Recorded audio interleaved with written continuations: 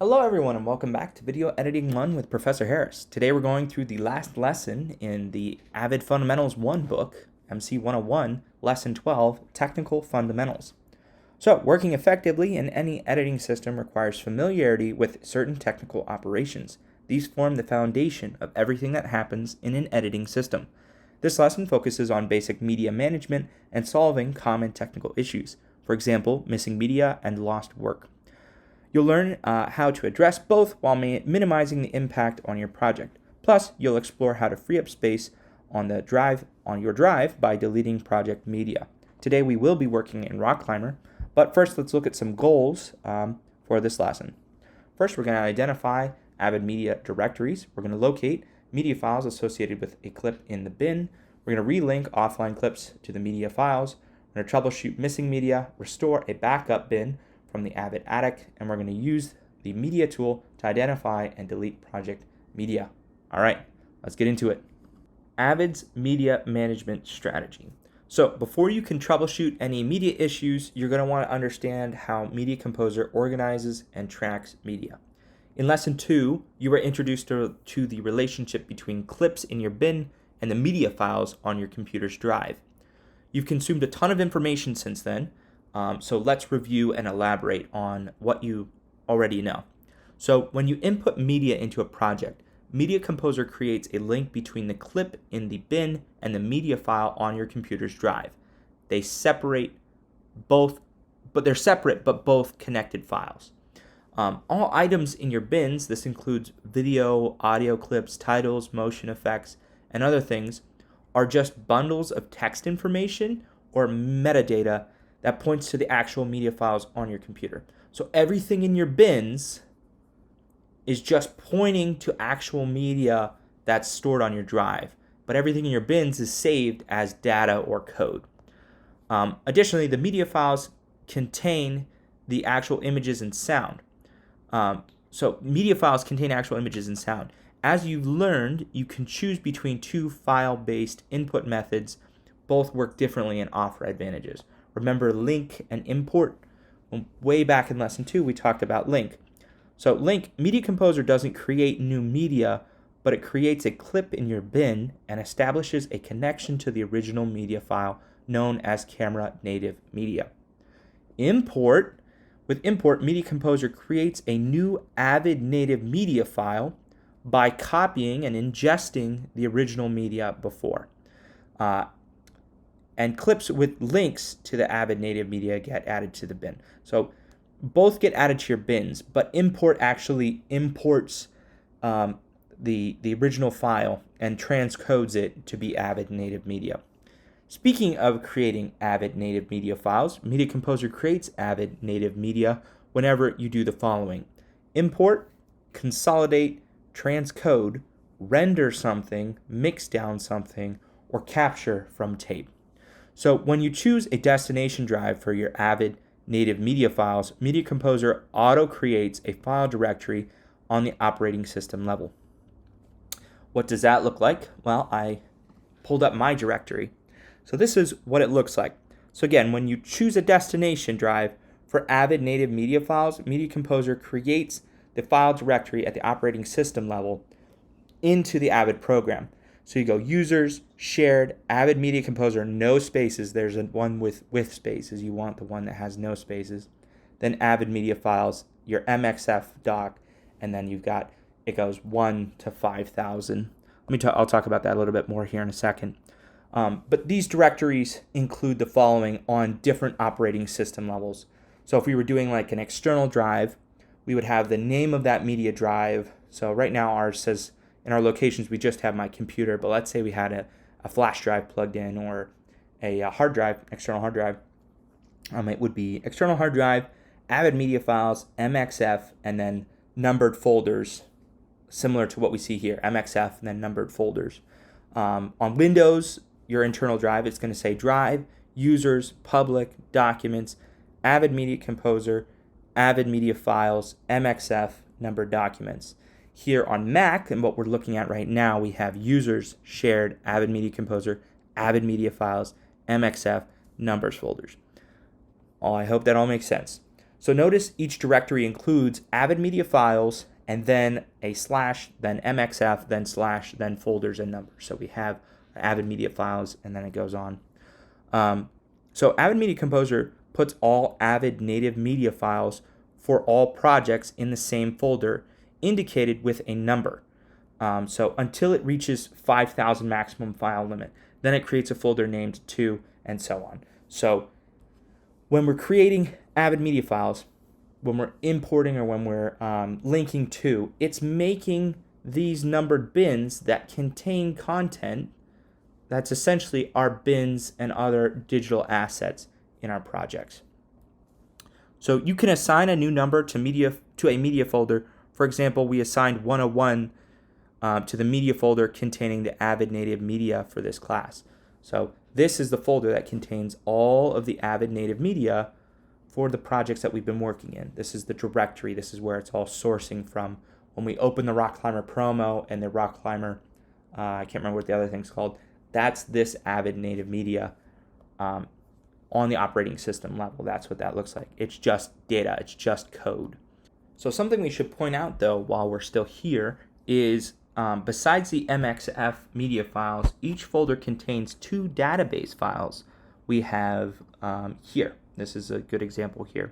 We have the msffmid.pmr and the mmmob.mdb.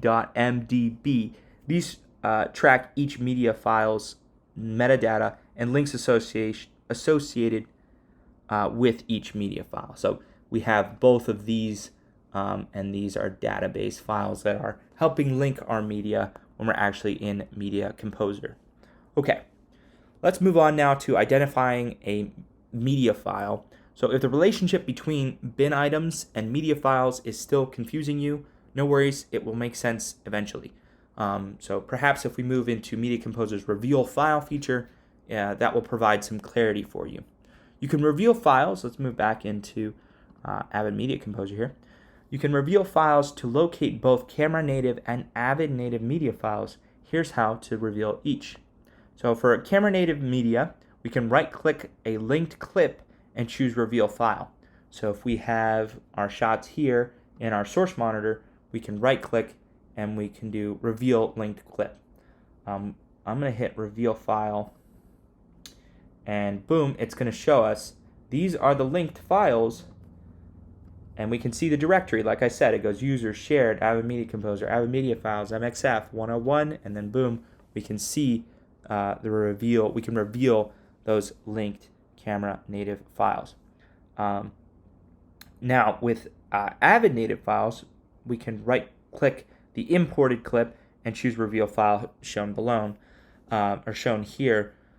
It would be a very similar process. You would find something that was imported rather than linked, and we could do the same thing. Right-click, and we could do Reveal File, and it would show, again, very similarly to the same place. Because these files are stored, obviously in my Media Composer file. Let's say we were working off stuff from our documents. Let's say we had videos in our documents folder.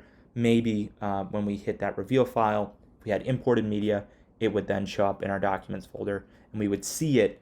We would see what we were actually connected to in our Avid project. All right, sweet. I hope that's making a little more sense now. Okay. So as we can see, when we use the Reveal File command, Media Composer opens an operating system window to show us where our files are located. A couple of notes. In Windows, you can see one media file at a time. After reviewing the first, a dialog box will appear and ask to reveal the next, and repeats for each media file associated with that clip. So it's not going to highlight the way we just saw. So I clicked one of these earlier, and we saw that it highlighted. It's not this one. It's not this one either. I don't know where it went, but we saw that it revealed 2. It highlighted 2 at the same time. It looks similar to this, and it told us which 2 were associated. It's not going to happen that way on Windows. Also, if you copy clip, each one shares the same media file. So if we have clips in Media Composer, let's say we hit this one and we do Command-C, Command-D to duplicate. When we reveal this file, it's going to reveal to the exact same place because these clips are essentially connected. Cool. Copying clips in a bin is covered in Media Composer Fundamentals 2, so we're going to cover that a little bit more later. You can see how I just did it. I hit Command D. I selected one, hit Command D, and then it gave me the option to rename it, and I did not. Okay, if you're still confused at all, why don't I go above and beyond here? I'm going to give you guys a more thorough example. So I'm going to make a new bin here, and now we're going to name this new bin something memorable. We'll do Harris, all caps. And then we're going to open this bin, and then we'll input new media. So we'll input with the source browser, and then we'll navigate to our desktop, and we'll do this a.mov. And we'll link that. Now we can see that link appears. We have that linked media, little link icon, and we'll do an import now. We'll import it as well. We're going to hit yes to this consolidate/transcode, and then that's going to import that, and it's going to convert this to Avid native media. Again, when we ingest media, when we import media, it converts to be Avid native. So we will sit tight and wait for this to finish.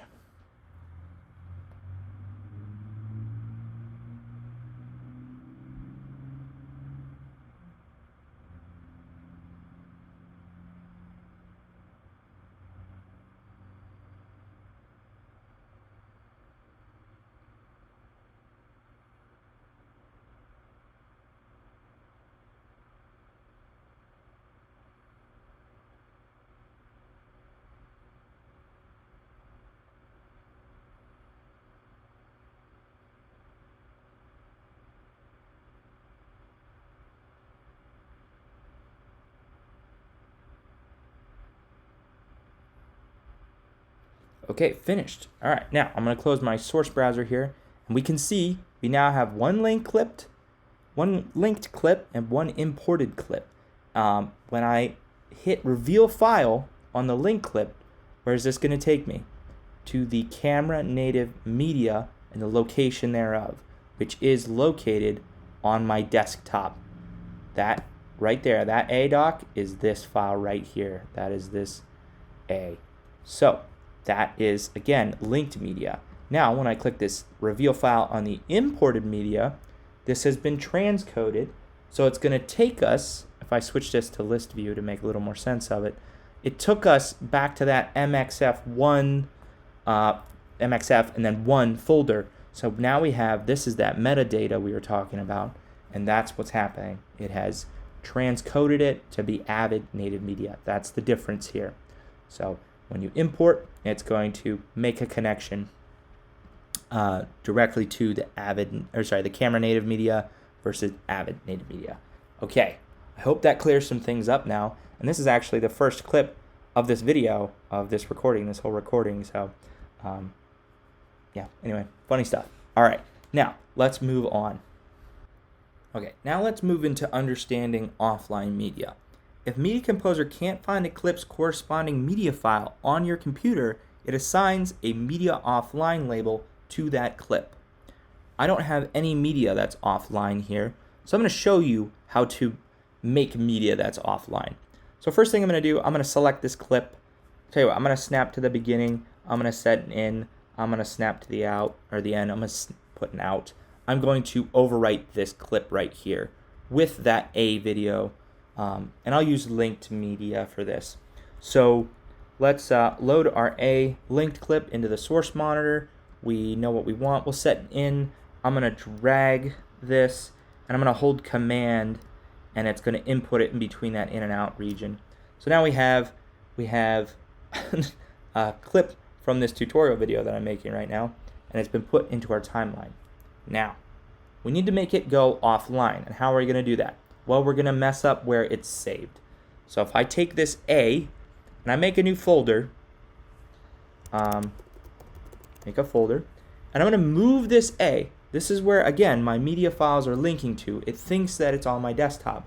So if I move this A video and I put it in this folder and I go back to Media Composer, not immediately is it going to tell me that my media is offline, but it will once I reload here. So give me a second.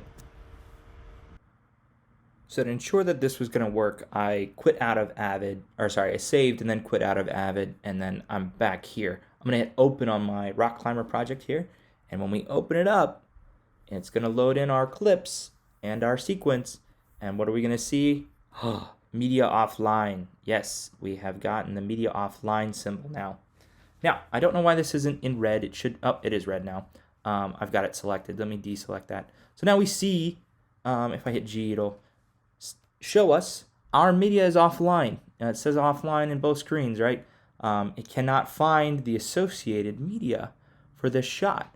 Well, why is that? Again, we have moved that A1 video to this tutorial folder, and it can't locate the directory properly. So we're going to relink this media now and fix our problems. So the bin represents frame in frame and script views changes in media offline thumbnail. So when we go to, if I change frames here, if I change the way that this looks, we can see media is offline. Well, why isn't this clip offline? Well, remember, this is the imported clip. We transcoded or consolidated this clip to be Avid native media. So this video clip has been saved as metadata in our Avid media documents. This clip is linked and the media has been moved, so it is now offline. If we go to frame view here and I zoom up, if I Command L, we can see the thumbnail changes to say media offline. In the source monitor, when we go to load this clip, it's also going to say media offline. And then also in the timeline, again, it's going to be bright red. When we hover over it, it's going to say media offline. Cool. So we can, Media Composer highlights the offline clip in bright red. You can change the default color by going to timeline, fast menu, and then clip color. So if we wanted to change this to not be bright red, we could. I think red is perfect though, because it tells you, hey, your project is broken. So that's way better. Media can go offline for several reasons though, and I've just showed you one. I just moved the source location of the media files, and that's why they've gone offline. But media folders, these are the reasons why media can go offline. Number one, the media file folders were moved or renamed. So I could have my desktop, I could have that video on my desktop and just rename it from desktop to desktop computer, and that will also cause this error. The media files were deleted either intentionally or accidentally. So maybe I deleted that A1 video file and that's why my media is offline. The media drive is turned off or disconnected. So let's say I was working out of a flash drive and I was using my flash drive to link the media. That could be another reason. The files are corrupt. That's the worst one. That's when you're up a creek. And then worst of all, the drive has crashed. So if the drive's crashed or is non-functional anymore, then you've lost all your media. This can happen to people. Let's say you shot with your camera, you got all your camera native media and you linked to it on the SD card and we're editing from there, and then the SD card crashed or failed. You could lose your whole project that way too. Okay, for these reasons and others, you'll always want to have a backup or duplicate copy of your media files. So a copy, not Media Composer, but of these. You should always have a duplicate of this video so that if you ever lose it, it's not gone forever. You always have that backup. Every day after recording, every day after you shoot, you should always be backing up your content. So, like death and taxes, hardware crashes are inevitable. It's critical to back up your media files, especially if you work with file-based cameras that record to a disk or card. After recording the footage, back up the card, then back it up again. If you transferred the footage to your media drive, back up the drive. This will save you your project and your sanity in the future and going forward. Do not lose your stuff. Oh, one more thing. One other reason why your media could go offline, if you renamed it. So let's say in this A folder, if I had renamed it to A1 or I don't know, take two, like whatever it may be, if you rename the actual like video file itself, that will also cause the media to go offline. Okay, let's move on to the elephant in the room, getting this media relinked. So again, this is linked media. So we're going to try and locate where the file has been moved, or if the file has been renamed, we might want to change that as well. So we know that the clip we're looking for is named A. So let's start by clicking the media that is offline in our bin. This could be in list view or whatever, or script view. But we're going to right click this. Then all we have to do is scroll down here to relink. And we're going to scroll to linked media, not managed media, linked media. And then it's going to show us the clip that's offline. For instance, let's say we had a bunch of clips. So let's say this had like 300 videos in it. And we wanted to select a bunch of the linked clips, but the imported clips were still fine. We could click this little fast menu here. We could do select, if I wasn't blind. Where's select? There we go. Select's way down here. Select, and then we could do offline items, and then that would select. I mean, it's only selected one, but that would select all the offline items that might have been in this bin. All right, and then you'll right click on one, and then you'll scroll down to relink. You'll do linked media, and then we can see the ones that are offline, and we can click locate media, and then it's going to bring up this menu here. What we could do from here is we could navigate to our desktop, and then, oh, nope, that's not the right thing. We'll navigate to our desktop here, and then we should look for that tutorials folder.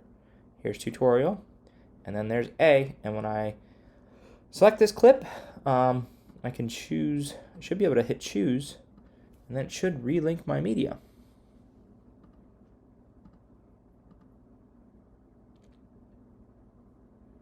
Oh, you know what? I might need to just select the bin.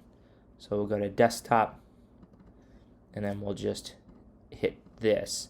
We'll hit choose for tutorial, and then yes, then it relinks. It linked my media, linked one piece of media, and we're good. And we can close this out now, and we've got that media relinked now. Let's do that one more time. So I'm going to break this. I'm going to put this back out where it's supposed to be. I'm going to move this back out here. I'll move that tutorial thing here, move this here. So now it's back out where I want it. I'll hit close there, and then we'll swipe back over to our media composer. If I hit command save, let's see here. Maybe if I save for my bin containers. Let me close the sequence. If I close the sequence, that will definitely trigger that. Okay, we close the sequence. If I reopen the sequences, reopen this, boom. Okay, that media is now offline again, so we're going to need to relink it. So I'll go through the steps again really quickly. So we'll go to the bin where it is. We'll select it. Oh, don't want to rename it. Select it, right-click it. We'll do relink, linked media. We'll locate it. We can select it and hit locate media. We can go to our computer, desktop, and I'm going to choose because I know it's on the desktop. And then that's going to relink that media, and boom, we are back in business. So that's relinking media that has been moved. It wouldn't be super weird for you to just go, oh, I want to take all these shots, put them in my tutorial bin, and then throw it on my flash drive, and then you could navigate and relink that all back that way. All right, that's relinking to linked media. Let's move into troubleshooting missing imported media. So what happens when the imported media goes offline is what we're going to move into next. Okay, now this looks like mayhem, and it should look like mayhem for us. I like how the flop, when you add the flop, which is essentially flip horizontal, the media offline shows up offline in flop. I think that's great. Anyway, all right, so first thing you're going to do when all your media goes offline, you're going to be like, what the heck? Why is all my imported media offline? It shouldn't be offline. It's imported. Well, you're going to check your drive connection. So first, you'll verify that the media drives are connected to the system and your operating system recognizes them. To do this, you'll go to essentially your Finder window, and you'll figure out whether or not your drives are connected, whether or not your computer's working, and everything's routing correctly. So right now, what I did a little sneaky. I took the MXF and the folder, which contains the 1 and 101, out of Avid media files. So this is empty now. And that's why all our media is offline. So if we go looking for it, we're not going to find it. What I could do to fix this problem, I could just chuck my MXF file back into my Avid media files, and then my media would relink, but that wouldn't be as much fun. I also, alternatively, I have it on my flash drive. I've done the same thing. I've kind of broken it up here. I could put the MXF in and then the 101 and the 1 inside the MXF, and I could relink it that way. And I think I am going to do that. So we're going to now link it to an external drive rather than an internal drive of the computer. All right, so I know that all sounds very confusing, but it's going to make sense in a second here. Okay, so in addition to checking our drive connections, like our flash drives or anything else, making sure the computer's hard drive is actually connected, we can check physical connections as well. So we could try different cables, see if they need to be replaced. Loose or faulty cables can prevent drives from mounting properly. So we can keep all that in mind. All right, next thing we're going to do is restore from backup and relink. So if your drive doesn't appear after the following steps above, go ahead and restore the media from backup to a new drive. So once you do this, you'll need to tell Media Composer to link the new drive. So we'll use the relink feature to do this. So we can go to our video bin here now, and if I hit the thumbnail, we're going to see a lot of this media, if not all of it, is offline. To quickly select all of this, I can hit this little drop down. I can come down here to select, and I can hit offline items, and then it's going to select everything that is offline for me very quickly and very nicely. And then we're going to, again, hit this little fast menu, and we're going to drop down. We're going to go relink, and we're going to go to managed media this time, not linked media. This is managed media because it has been imported. Now, we're going to get this big dialog box that opens up. Don't let this overwhelm you like immediately, okay? We're going to, for simplicity's sake, we'll just focus on a few options that you'll need to use to easily relink your offline media. So we'll double check that the media on drive option is active. Media on drive is active, and it's set to all available drives. So that's good. Next, we're going to verify the relink selected master clip is checked. So relink only media from current project, relink selected master clips. So we'll check that little button as well. If we wanted to, we could narrow Media Composer search by selecting the drive containing the offline media. So up here, if we wanted to, we could hit Macintosh HD and focus in a little bit more. We can also see that it's searching, by searching all available drives, it's also searching my Prof. Harris 1 flash drive that I have plugged into the computer. And when I tried to make this media go offline, it automatically reverted. It reverted from working with the Macintosh HD save to my flash drive save, and the media never went offline, which is what took me so long to figure out how to get this all set up for you. But we could be focusing just in on Macintosh HD and then trying to figure out how to relink from there. So just a few notes there. Next, we're going to ensure that the relink only to media from current project is selected. So that is selected. And then if your relink attempt results in some clips remaining offline, you can widen your search by repeating these steps and deselecting the relink only media from this current project. So it is possible to open bins from other projects. You might want to turn this button off or click this button off, and then your media would, you could find your media that might be stored in other projects. So let me switch quickly over to my Finder windows, because I'm going to go ahead and arrange this back into the orientation that it should be. So I'm going to put these back in here. I'm going to put this back in there. Now it's all in proper directory order. So now what this is going to do in the settings, because we have it set to all available drives, it's going to use my Prof. Harris 1 flash drive to relink our media. And it already did it. It already did it. If we look in our timeline right now, it's gone from red to back on. So if I hit Macintosh HD only and then hit OK, it's going to say no clips were relinked, because to select all drives. It's just giving us some options for relinking our media. But boom, it instantly went back. But we're going to pretend that it didn't, because we need to finish this little tutorial video. Oh, sorry, I need to right click on a clip. Relink. We'll just, again, we're going to pretend that we don't have media. Okay. 6, in the relink by selection, we're going to deselect match case when compared source names. And that's this button here. So we can This usually isn't necessary, but you can widen the search without slowing it down, and more importantly, avoid the need to repeat this process. So we can deselect that. Awesome. All right, and then number 7, in the video parameters section, we can choose any video format. So in the video parameters section, we can hit any video format, and then that's going to search across, again, all drives. I could set it to all drives, and here, all available drives. It's going to look for all the media. So it's looking for the specific directory. And what is that specific directory? Let me pull it up again real quick. It's looking for anywhere on the computer for Avid space media files, no space, then MXF, and then the drives that it wants. It's looking for this media, this metadata, and it looks across the entire computer for this information until it finds it. So if I had put in my tutorial bin, if I had put before putting the MXF in the 101 file, if I had a document that was named Avid space media files, it would have located it here on my desktop in my tutorial folder, and it would have relinked it automatically. Avid is a really smart program. I remember when I was in school, it wasn't this smart. It couldn't relink media this quickly, so I'm very impressed with what it's doing now. Yeah. And then we can also, in this menu here, we can also set it to relink method, highest quality. And that's another good thing to broaden our search when we are trying to relink. And then the last thing we're going to do is hit OK. And we know it's not going to link any media because it already knows where the media is. Now it's just sourcing it off my flash drive again.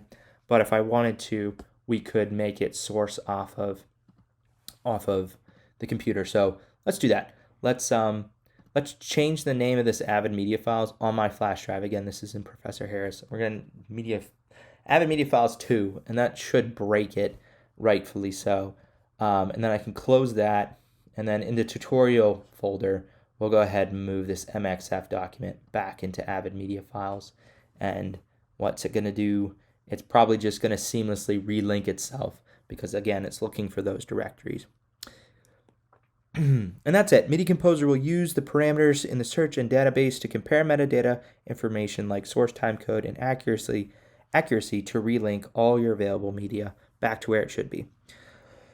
So we can verify the Avid media files folder location.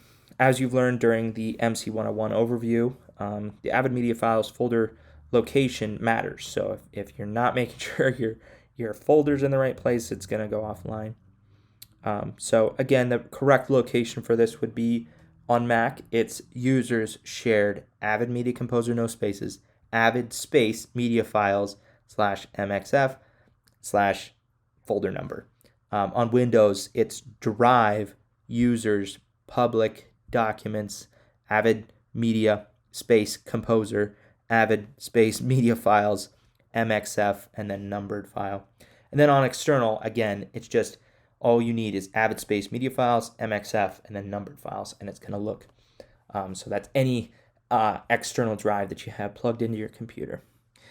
If you need to move Avid media files folder to the correct location, consider rebooting the computer to refresh its memory after the move.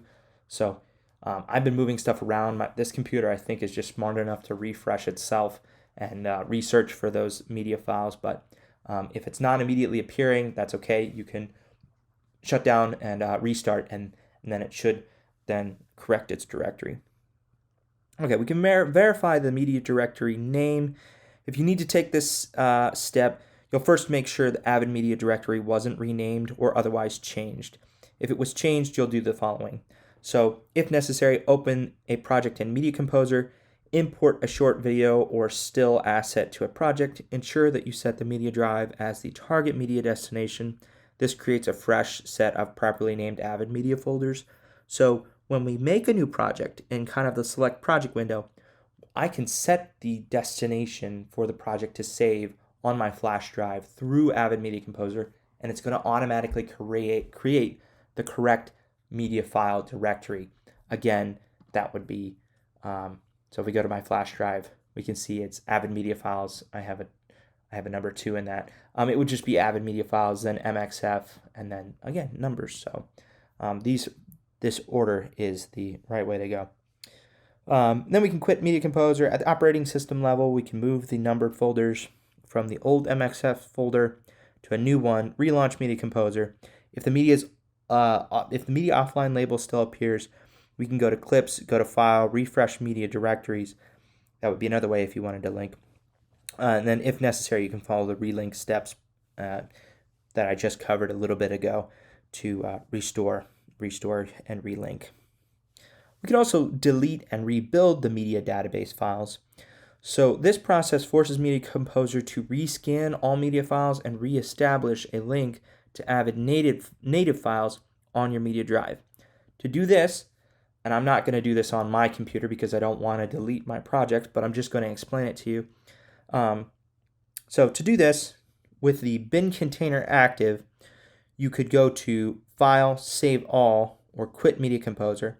At the operating system level, you could locate and open the Avid space media files MXF1 folder. You could delete the MSM, MMOB, and the MSM FMID files. We saw those earlier. I can pull those up very quickly. Let's get into it. That would be Macintosh HD, users, shared, Avid Media Composer, Avid Media Files, MXF 101, and that was these files we're talking about, this MSM and this MSM .pmr and .mdb. So we could delete those, and then we could repeat steps 2 and 3 for each numbered folder in each media drive, and then return to Media Composer and relaunch the application. So I'm sure that all sounded very confusing, but that would be another way to do it. You could essentially delete those database files and then try and relink that way. Get your computer to re-recognize it. Nice. So Avid Media Composer scans each media directory and rebuilds the database you deleted. A couple of critical notes about step 5 in the last process I just explained. Delete and rebuild the media database files. You should only delete and rebuild the media database files as a last resort after trying all other troubleshooting methods. So if everything fails, if you for some reason cannot get your media to come back online, you would delete those files that I had open, spacing out media files, MXF. You would delete this and this. You would delete those 2 files. If you have a sizable amount of media files, the rescan and rebuild can take a considerable amount of time. That, and it's best to consult with a system administrator before you're using this method. So you might want to make like a critical backup of these folders before you start deleting the database files. Only rebuild a database on drives inside or directly connected to your computer. If you're working with a shared network or storage system, for example, Avid Nexus, you do not delete the database files. So if for some reason you're trying to restore your project, you will not delete these files if you're using the Avid Nexus. That could totally mess up everybody else, and you would be fired very, very quickly. So again, contact your system administrator instead and try all other options instead of deleting these. So if you perform all the troubleshooting steps listed recently and the media file is still offline, it's likely that your media files were deleted or became corrupt. So you've completely lost your project. There's no way to recover it unless it's in the recycling can and you need to check there. Okay, so what about becoming a Media Composer ACSR? You probably don't know what that is. Well, broadcasters and studios can't afford to have their systems go down because of technical issues. They pay a lot of money for highly trained support staff to keep everything running smoothly. If you enjoy the technical side of all things Media Composer and file sorting and storage, consider becoming a support engineer. So to get started, you can take the Avid Media Composer System Support or MC400 course to earn an Avid Certified Support Representative or ACSR credential, which is a highly respected certification in the industry. So to learn more about the ACSR certification, you can check out avid.com/certification/ACSR-media-composer for more information on that. Okay, lots covered, lots of tech talk. Let's take a break here and move on to the rest of this lesson. All right, recovering lost work. What is your biggest fear as a creative when it comes to media and media creation? Your answer should be losing your work. So if you said that, then you have your head screwed on straight. So when you see a computer regularly, you'll likely encounter technical issues like crashes or corrupt files. Since bins are computer files, they could fall victim to this as well, and they can fall victim to corruption. Thankfully, Avid knows this, and Avid Media Composer provides an automatic backup feature called the Avid Attic to protect your work. So like attic, like in a house, the attic. So the attic can rescue your project if a bin becomes corrupt, and it could save your edit session if you need to refer to an earlier version of the sequence but did not duplicate it. Here's how it works. When autosave kicks in, remember we set those autosave features, I can't remember in which lesson, but we did. Media Composer saves a copy of all your open bins to the Avid Attic folder on your computer. You can find this folder in one of the following locations. So, on Mac, if we go to, let's navigate to it together, we can go to, scroll over here, that would be Users, Shared, Avid Media Composer, and the Avid Attic is right here. So if I click the Avid Attic, we can see our little projects appear right there. Very nice. On Windows, this is Users, Public, Public Documents, Avid Media Composer, Avid Attic. In Lesson 1, you explored the bin settings autosave option. So if you need to a refresher on how to change the autosave interval, you can revisit that yourself. So how does one rescue a corrupt sequence or retrieve an earlier version of your sequence that you saved, liked better than what you messed up, and now you want to go back to that? Well, you'll do the following. First, we're going to create a new bin inside Avid Media Composer. So come here, we'll do new bin. You can also hit Command N on your keyboard, and that works just fine too. We could call this, we'll do sequences copy. So creative. So now we have sequences and sequences copy. Now, after we create the new bin, we're going to Alt or Option drag all the sequences except the one we're going to rescue to this new bin. So we'll open our sequences bin. I'll close all these other bins because I don't need these open. So now we have sequences and sequences copy. And we could even, let's drag this to a floating bin, or we'll drag this to a segmented thing.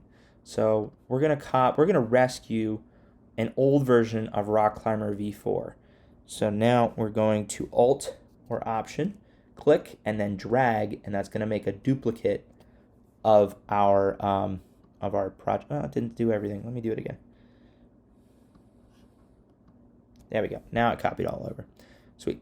Now we have a copy of all our bins, our sequences up here in sequences copy. Okay. Now, you're ready to head to the Avid Attic and recover a bin from the Avid Attic. We're going to do the following. So first we're going to exit Media Composer. This seems a little counterintuitive, but we're going to do that. So first we're going to save though. I'm going to click the bin container menu bar, and I'm going to hit Command S, and that's going to save everything that I have open. Then we'll hit Command Q on our keyboard, and that's going to leave Avid Media Composer. Now,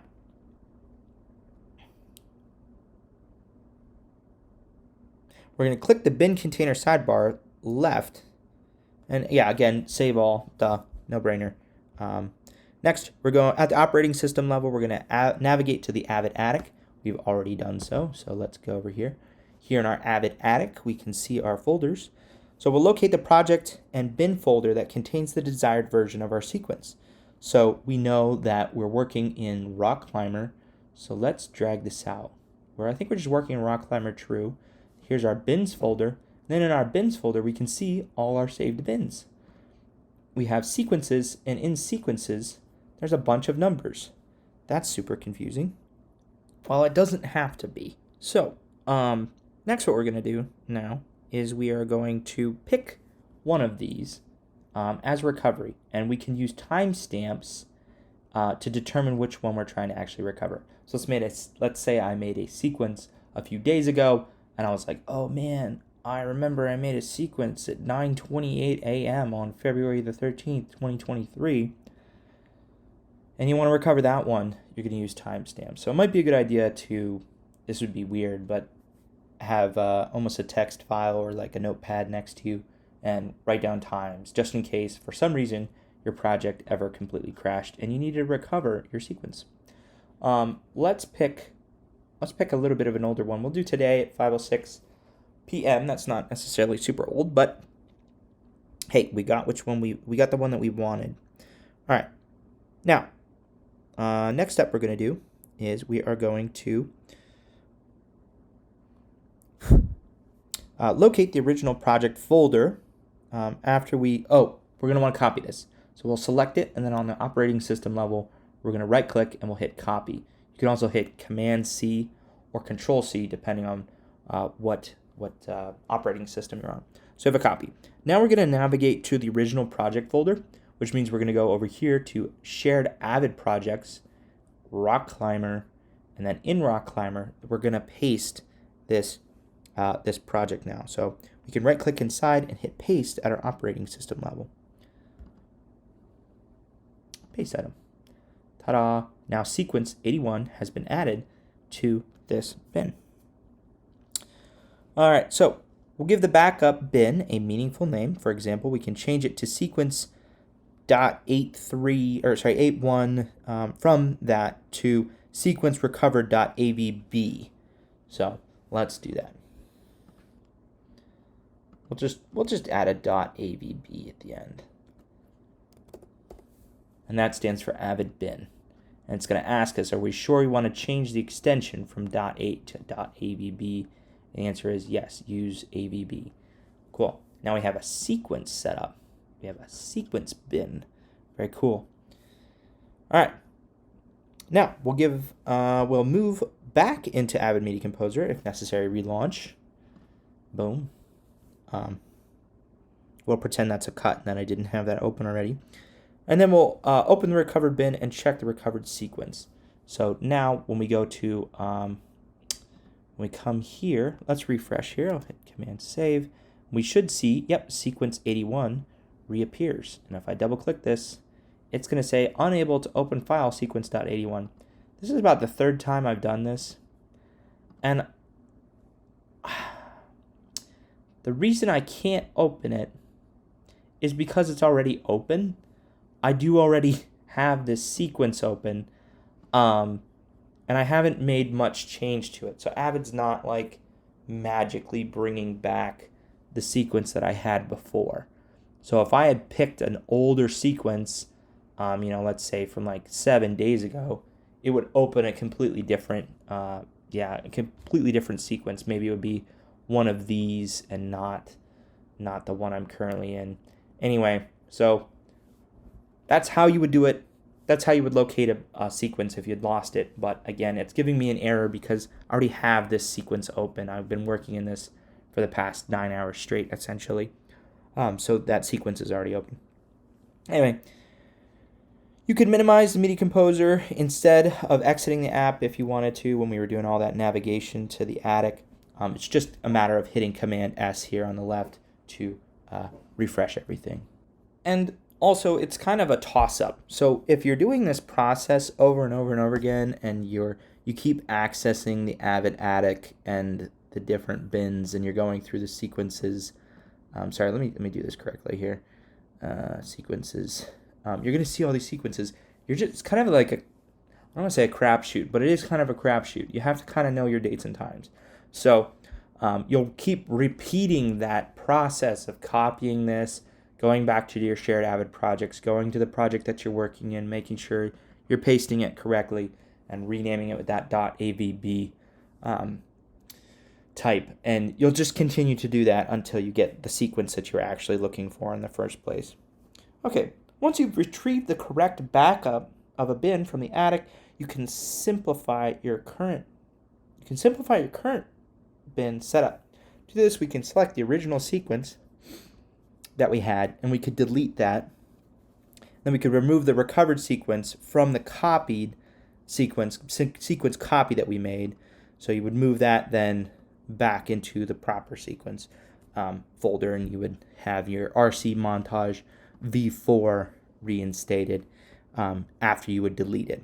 So awesome. Or you could just rename it. That would probably be a better idea. So you could rename it, then add it back to your sequences, and you could make it, something dash recovered, and then you would know that was your recovered version. So all kinds of fun stuff.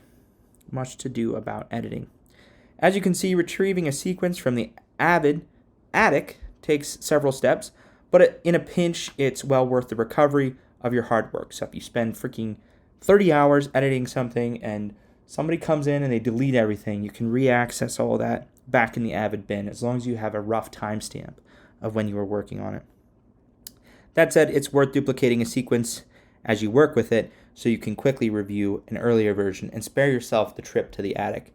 So if we look at this, I have RC montage V1, V2, V3, V4, and if I open each one of these sequences, they're at different levels of the editing process as I was going about it. I don't even know what happened to this one. The sync is completely broken, but that's beside the point. What I'm saying is, if you keep making duplicates of your sequences, then you're gonna have backups. You can timestamp them even, and you can figure out when they were made, and not have to worry about going into the attic to recover lost work. All right. Let's move now into one of the last things we're going to do in this lesson is using the media tool. All right, using the media tool.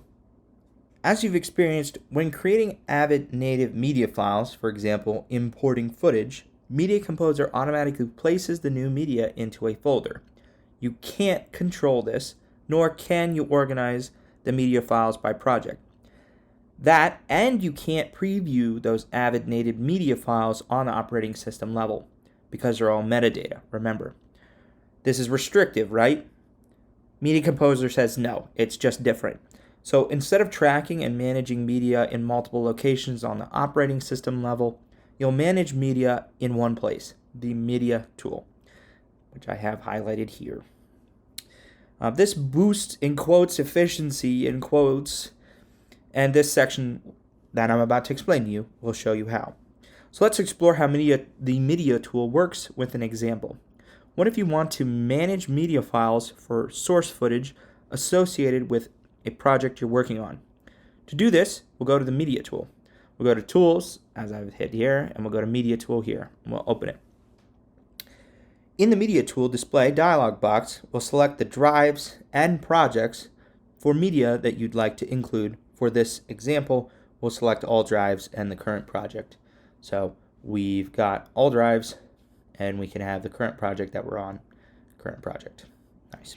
All right, after those are selected, we can move on now to what's next. As shown on my screen here, the media tool window looks like a bin. Since it functions like a bin, you can treat it like a bin. For example, you can double-click a bin column in the text view and sort it. You can change the bin views and more. You can also use the media tool to track down all media files used in a particular project or sequence, linked, imported, created, and render, as well as pre-computes and anything else. This is robust and flexible according to Avid Media Composer. Some notes about the media tool is that you can select which media files to display by project. That's because Media Composer associates each media file with its project that it's created in. So clips you borrowed from another project won't display in the media tool when you select current project in the media tool display. We're going to talk about how to open bins from other projects in the Fundamentals 2 book. So after we're done with this. Cool. After that, we're done with this side of the semester. All right. So when you select master clip, so we can click in here and we'll click OK after we've set up what we're going to be looking for. And we've got this. We've got all this media. This is all the media from our current project. This is everything. It's everything that's been imported. These locations and the videos and what it was filmed on. We even have the video format, marked in and out times, all kinds of fun information. So when you select master clips and linked master clips checkboxes in the media tool display dialog box, the media tool display associates video and audio files together as a clip for convenient viewing, just like a bin. If you select the Media Files checkbox in the Media Tool Display dialog box, the Media Tool displays the actual media files as they appear on the operating system level. That's not super user-friendly, but it's okay because you're only going to be using that feature when you're talking with Avid technical support. So we can kind of throw that to the back burner for now. All right, let's talk about deleting project media. I'm going to close this real quick. A primary media tool function is the strategic deletion of media files. For example, what if you import, copy, or render media to the wrong resolution? To fix this, we can delete the media first. If you delete the media from the media tool instead of the bins, you avoid critical mistakes deleting the clips in the bins. So let's compare the delete options from bins with the media tools options. So deleting from a bin. When you select clips in a bin and press delete, a delete dialog box appears with the options to delete both master clips and associated Avid native media files. You risk accidentally deleting the clips from the bin. So if I open my rushes folder, open my videos, and I click a clip and I hit delete, see, we can see it says delete 1 master clips, and now it says delete 2 associated media files. So again, we're running the risk of accidentally deleting the clip from the bin rather than what we're actually looking to do. When we delete with the media tool, you select the clips in the media tool and press delete. The delete media dialog box only displays the video and audio file options and not the clip option.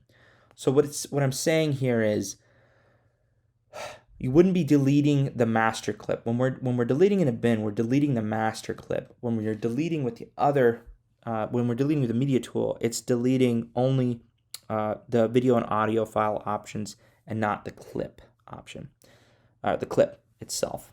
So Media Composer can't delete Media Composer cannot delete camera native media.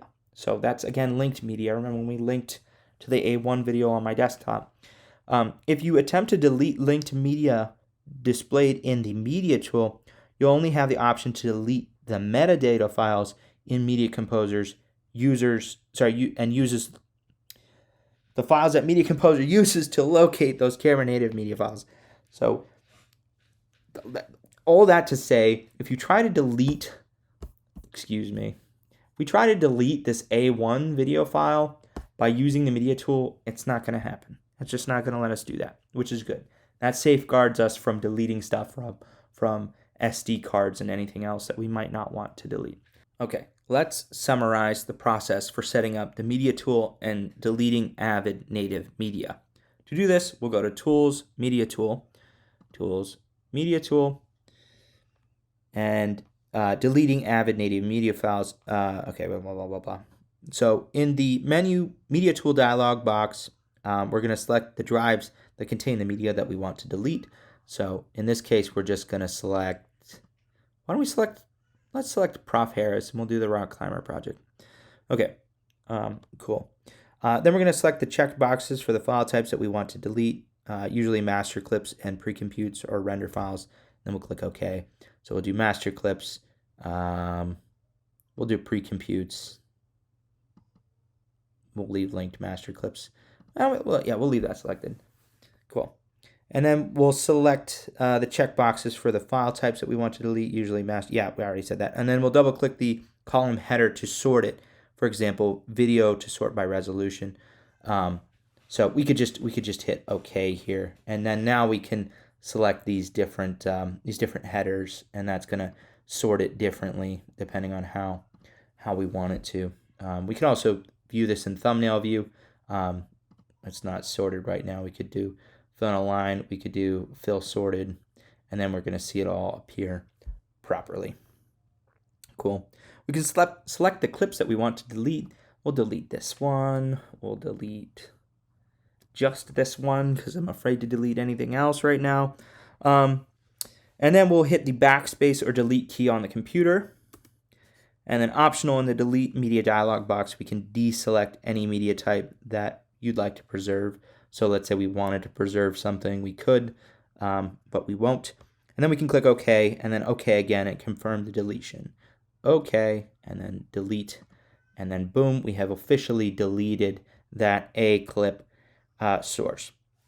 All right, the companion course. Okay, so there's a companion course, Media Composer Fundamentals 2, again, this MC110. It digs deeper into the media tool functions and the capabilities like concluding a project and freeing up space on your drive so you could clear and delete a significant portion of stuff, again, for file management. So if you're working at a company and you knew upon knowing that your project was finished and it's been 3 months and you're probably not going to access that information again, you would then like select it or and then sift through it and delete what you really don't need to save, what's non-essential to preserving that video project for later.